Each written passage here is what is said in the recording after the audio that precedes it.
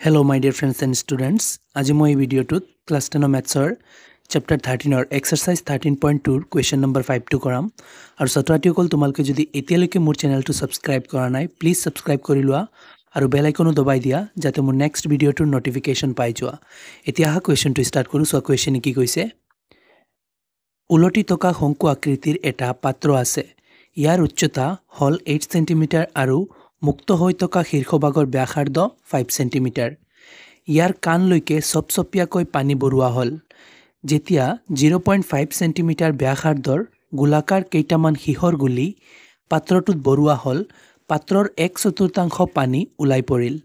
পাত্ৰটোত বৰুৱা হিহৰ গুলিৰ সংখ্যা নিৰ্ণয় কৰা এটা ছাত্ৰছাত্ৰীসকল কুৱেশ্যনটো কি কৈছে মই ভালদৰে বুজাই আছো সোৱা কুৱেশ্যনটো আমাক কৈছে উলটি থকা এটা শংকু যেনেকুৱা সোৱাইটো শংকু আকৃতিৰ এটা পাত্ৰ আছে আৰু পাত্ৰটোৰ মেজাৰমেন্ট দিয়া আছে সোৱা পাত্ৰটোৰ উচ্চতা হৈছে 8 সেন্টিমিটাৰ আৰু শীৰ্ষভাগৰ ব্যাসাৰ্ধ হৈছে 5 সেন্টিমিটাৰ মানে ছাত্ৰছাত্ৰীসকল সোৱা এই উচ্চতাটো হৈছে সিধা সিধি উচ্চতা হেলনীয়া উচ্চতা নহয় এই উচ্চতাটো হৈছে কিমান 8 সেন্টিমিটাৰ আৰু কৈছে এই যে শীৰ্ষভাগ আছে ইয়াৰ ব্যাসাৰ্ধ দিয়া আছে সোৱা ব্যাসাৰ্ধ 5 সেন্টিমিটাৰ দিয়া আছে আৰু কৈছে এই শংকু আকৃতিৰ পাত্ৰটোৰ কানে কানে সপসপিয়াকৈ পানী বৰুৱা হল মানে ছাত্ৰছাত্ৰীসকলে মুখে মুখে পানী বৰুৱা হৈছে ধৰিলো অলপ লৰচৰ কৰিলে এতিয়া পানী উলাই পৰিব এনেকুৱা মুখে মুখে পানী বৰুৱা হৈছে তাৰ পিছত কৈছে কি যেতিয়া 0.5 সেন্টিমিটাৰ ব্যাসাৰ্ধৰ কেইটামান হিহৰ গুলি ইয়াতে বৰুৱা হয় ধৰিলৈছো ছাত্ৰছাত্ৰীসকল এইটো হৈছে হিহৰ গুলি মানে ধৰিলোৱা কাছৰ গুলি মানে মাৰ্বল ধৰিলোৱা এইটো ধৰিলৈছো মাৰ্বল আৰু যিটোৰ ব্যাসাৰ্ধ দিয়া আছে কিমান 0.5 সেন্টিমিটাৰ ব্যাসাৰ্ধ তেনেহলে এই ব্যাসাৰ্ধটো দিয়া আছে আমাক 0.5 সেন্টিমিটাৰ সোৱা এনেকুৱা সাইজৰ কেইটামান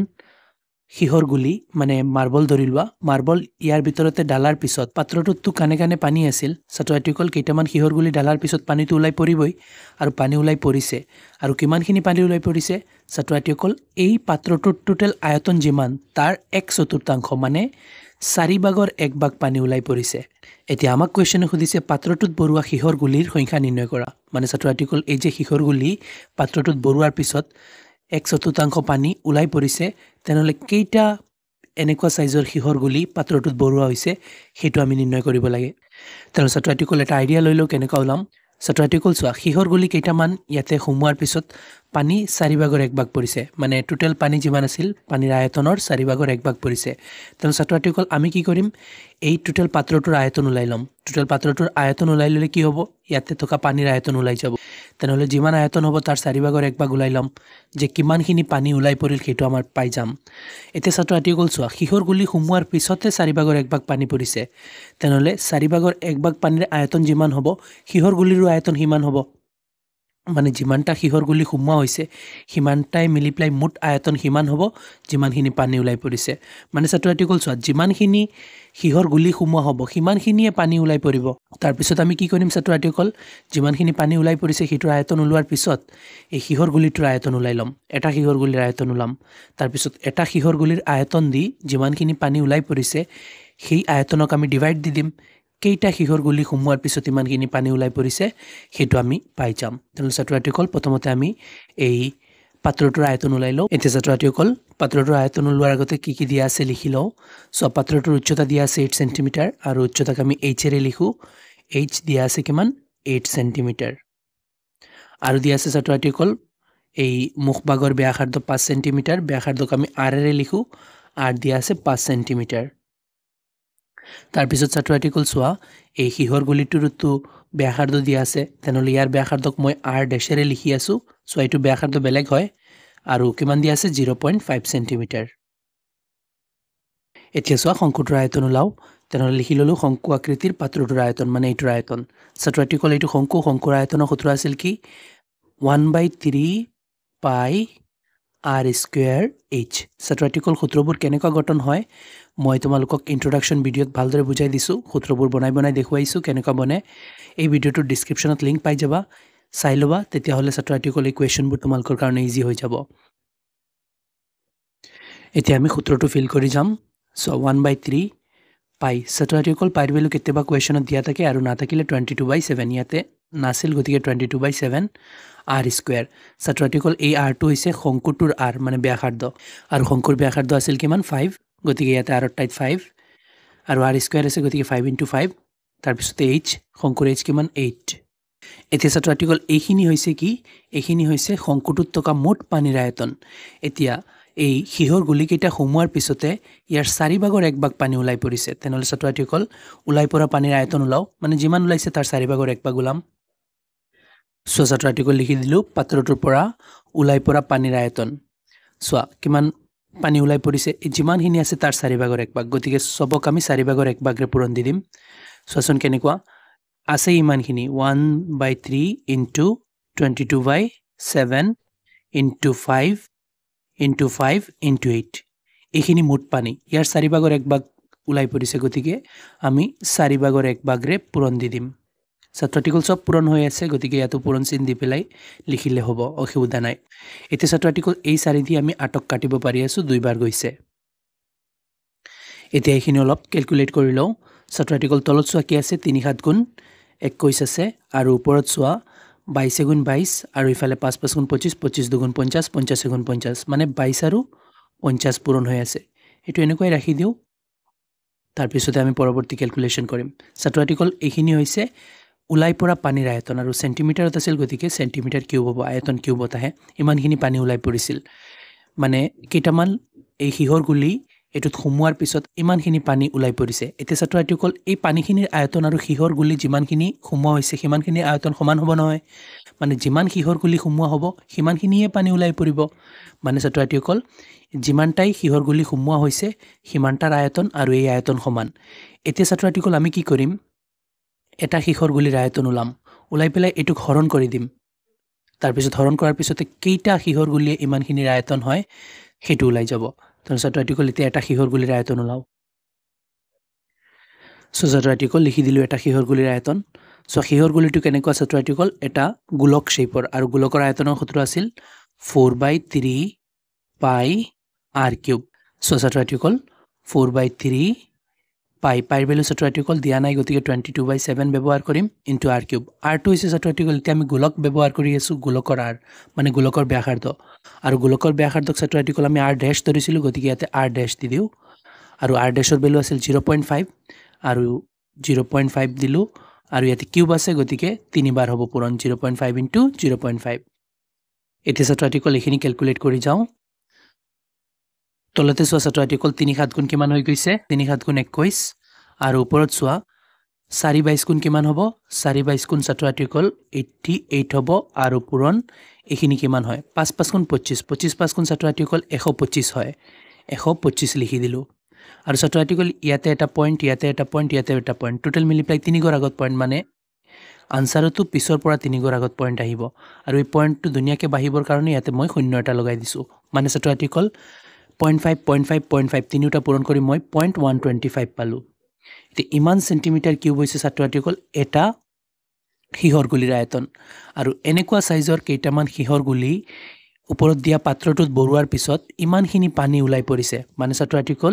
যিমানটাই এনেকুৱা সাইজৰ হিহৰ গুলি আছিল সকলো কেইটাই মিলি প্লাই ইমানখিনি আয়তন হয় এতিয়া এটা হিহৰ গুলিৰ আয়তন দি গোটেই হিহৰ গুলিৰ আয়তনক ডিভাইড কৰি দিম তেতিয়া হলে কেইটা হিহৰ গুলিয়ে মিলি প্লাই এই আয়তনটো হৈছে উলাই যাব নহয় ছাত্ৰাৰ্টিকল লিখিলো এতেকে পাত্ৰটোত বৰুৱা হিহৰ গুলিৰ সংখ্যা এইটো আমাক খুদিছিল এইটো আমি উলাম কেনেকৈ উলাম ছাত্ৰাৰ্টিকল মুঠ হিহৰ গুলিৰ আয়তন কিমান হ'ব পাত্ৰটোৰ পৰা যিমানখিনি পানী উলাই পৰিছিল সিমানখিনি হ'ব কাৰণ সিমানখিনি হিহৰ গুলি সোমোৱাৰ পিছত সিমানখিনি পানী উলাই পৰিছে মানে যিমানখিনি হিহৰ গুলি সোমোৱাইছা সিমানখিনিয়ে পানী উলাই পৰিব গতিকে পানী ইমানখিনি উলাই পৰিছিল গতিকে ইমানখিনিয়ে হৈছে মুঠ হিহৰ গুলিৰ আয়তন তেনেহলে মুঠ হিহৰ গুলিৰ আয়তনক আমি ডিভাইড কৰিম এটা হিহৰ গুলিৰ আয়তনৰে তেতিয়া হলে কেইটা হিহৰ গুলিয়ে মিলি প্লাই এই আয়তন হৈছে উলাই যাব তেনেহলে সোৱা মুঠ হিহৰ গুলিৰ আয়তন আমি ওপৰত বহুৱাব লাগিব কিমান 22 into 50 divided by 21 আৰু এটা হিহৰ গুলিৰ আয়তন এখিনি 88 into 0.125 divided by 21 এতিয়া ছাত্ৰাৰ্টিকল দুইটা ভগ্নাংশ ওপৰত এটা ভগ্নাংশ হৈ গল তলত এটা ভগ্নাংশ হৈ গল দুইটা তলত 21 আছে এই 21 কাটি যাব এতিয়া স্বামী পৰৱৰ্তী ক্যালকুলেশন কৰো এতিয়া ছাত্ৰ ছাত্ৰীসকল ওপৰত কি বাকী থাকিল এইটো লিখি লওঁ ওপৰত বাকী আছে 22 * 50 লিখি লওঁ 22 * 50 আৰু তলত কি বাকী আছে ছাত্ৰ ছাত্ৰীসকল 88 * 0.125 এইখিনি বাকী আছে এতিয়া ছাত্ৰ ছাত্ৰীসকল আমি কাটিব পাৰিম চোৱা 22 4টাই ছাত্ৰ ছাত্ৰীসকল 88 হয় তেনেহলে কাটি আছো চোৱা 22 * 22 ত একবাৰ আৰু 88 ত কেইবাৰ 4 বাৰ তাৰ পিছত ছাত্ৰ ছাত্ৰীসকল 2 এৰে কাটি আছো 2 দি 4 ত কেইবাৰ 2 বাৰ আৰু 2 দি 50 ত কেইবাৰ 25 বাৰ 2 দি কাটিলে আধা কৰা হয় তাৰ পিছত 25 ৰে এই 125 ক কাটি আছো চোৱা 25 5টা 125 হয় 25 4টা 100 হয় 5টা 125 হয় ছাত্ৰ ছাত্ৰীসকল 5 বাৰ গৈছে কিন্তু ইয়াতে 125 নাছিল ছাত্ৰ ছাত্ৰীসকল 0.125 আছিল 3 গৰ আগতে পইণ্টটো আছিল গতিকে এই কাটিকুটি যেটো আনসাৰ ওলাইছে তাৰো 3 গৰ আগত পইণ্ট হ'ব লাগিব আৰু ইয়াতে তো আছে 1 গৰ 3 গৰ কেনেকৈ বনাম আগতে শূন্য দুটা লগাই পেলাই 3 গৰ বনাই পেলাই 3 গৰ আগত পইণ্টটো লিখিলো মানে ছাত্ৰ ছাত্ৰীসকল 25 দি 0.125 ক কাটি পেলাই আমি পাইছো 0 এটো চোৱা 0.005 পাইছো ছাত্ৰ ছাত্ৰীসকল চোৱা যেটো কাটিছো সেইটো 3 গৰ আগত পইণ্ট আছিল গতিকে আনসাৰৰো 3 গৰ আগত পইণ্ট হ'ব এনেকুৱা হৈছে তো ছাত্ৰ ছাত্ৰীসকল কি থাকি গল ইয়াতে ওপৰত চোৱা সব কাটিকুটি 1 ৰৈছে আৰু তলত কিমান থাকিল এয়া চোৱা এই 2 আৰু 5 থাকিল তেনেহলে 2 আৰু 5 পূৰণ কৰিলে 2 5 গুণ 10 হ'ব কিন্তু ইয়াতে 2 5 গুণটো 10 হয় ইয়াতে মই লিখি দেখুৱা তোমালোকক ইয়াতে লিখি দেখুৱা 2 5 গুণ 10 হৈছে এই 2 আৰু 5 পূৰণ কৰি 2 5 গুণ 10 হৈছে কিন্তু ইয়াতে 5 নহয় 3 গৰ আগত পইণ্ট আছে গতিকে আনসাৰটো 3 গৰ আগত পইণ্ট হ'ব ইয়াতে 2 গৰ আছে 3 গৰ কেনেকা হ'ব সম্মুখত এটা 0 লগাই পেলাই 3 গৰ বনাইছো আৰু এই 3 গৰ আগত পইণ্ট বহুৱাই দিছো আৰু এই পইণ্টটো বাহিবৰ কাৰণে সৌন্দৰ্যৰ কাৰণে এই 0টো লগাইছো মানে ছাত্ৰ ছাত্ৰীসকল চোৱা 2 আৰু 0.005 পূৰণ কৰি আমি কি পালো 0.01 1ৰ পিছত এই 0টোৰ ভ্যালু নাই মানে পইণ্টৰ পিছত সংখ্যাৰ পিছত 0ৰ ভ্যালু নাই মানে ইয়াতে পালো কিমান 0.01 পালো মানে ছাত্ৰ ছাত্ৰীসকল এই 2 আৰু 0.005 পূৰণ কৰি পেলাই 0.01 পালো এতিয়া 0.01 দি 1ক কাটি পেলাই যিমান হ'ব হিমানটাই হিহৰ গুলিৰ সংখ্যা হ'ব তো ছাত্ৰ ছাত্ৰীসকল মই বেলেগ পেজত কৰি আছো ইয়াতে পেজ শেষ হৈ গৈছে সো ছাত্ৰ ছাত্ৰীসকল এই 1/0.01 টো মই ইয়াতে পাতি লৈছো সোৱা এতিয়া কি উলাই এটো কটাকটি কৰি পেলাই ছাত্ৰ ছাত্ৰীসকল সোৱা ওপৰত 1 আছে 1 টো লিখিলো আৰু তলৰ পৰা পইণ্ট উঠাই দিও তলৰ পৰা পইণ্ট উঠালে ছাত্ৰ ছাত্ৰীসকল সব পিছৰ পৰা হিসাব কৰে 2 গৰ আগত পইণ্ট আছে গতিকে ওপৰত কিমান উঠিব পইণ্ট উঠালে তলৰ পৰা 100 উঠি যাব সোৱা ছাত্ৰ ছাত্ৰীসকল তলৰ পৰা পইণ্ট উঠালে আমি ওপৰত পূৰণ দিব লগা হয় আৰু 1 গৰ আগৰ পৰা উঠালে 10 পূৰণ দিও আৰু 2 গৰ আগৰ পৰা উঠালে 100 পূৰণ দিও যেহেতু ইয়াতে 2 গৰ আগৰ পৰা পইণ্ট উঠাইছো গতিকে 100 পূৰণ দিছো এতিয়া তলৰ পৰা পইণ্টটো উঠাই লোৱাত তলত কি হৈ গল ছাত্ৰ ছাত্ৰীসকল এনেকুৱা হৈ গল 001 001 আৰু 1 একে কথা নহয় 1ৰ সম্মত দুটা 0 লগালে তো 1 1 এই হ'ব এতিয়া ছাত্ৰ ছাত্ৰীসকল চোৱা তলৰ 1ৰ ভ্যালু নাথাকে আমি জানো গতিকে 1 টো আৰু নিলিখো ওপৰত কিমান হল 1 100 গুণ 100 মানে ছাত্ৰ ছাত্ৰীসকল এই পাত্ৰটোত এই যে ওপৰত দিয়া পাত্ৰ আছে পাত্ৰটোত বৰুৱা হিহৰ গুলিৰ সংখ্যা হৈছে 100টা মানে 100টা হিহৰ গুলি বৰুৱা হৈছিল ছাত্ৰ ছাত্ৰীসকল কনফিউজ নহবা চাই লোৱা আমি পাত্ৰটোত বৰুৱা হিহৰ গুলিৰ সংখ্যা উলাইছো কেনেকা উলাইছিলো পাত্ৰত যিমানখিনি পানী উলাই পৰিছে সেইখিনিক আমি এটা হিহৰ গুলিৰ আয়তন দি ডিভাইড কৰিছো আৰু ডিভাইড কৰি লাষ্টত গৈ ইয়াতে পেজ খতম হৈ গৈছিল 1 divided by 0.01 ত তাৰ পিছতে এই সংখ্যাটো আকৌ ইয়াতে লিখিছো লিখি পেলাই ক্যালকুলেট কৰিছো আনসাৰ উলাইছে 100 মানে 100টা হিহৰ গুলি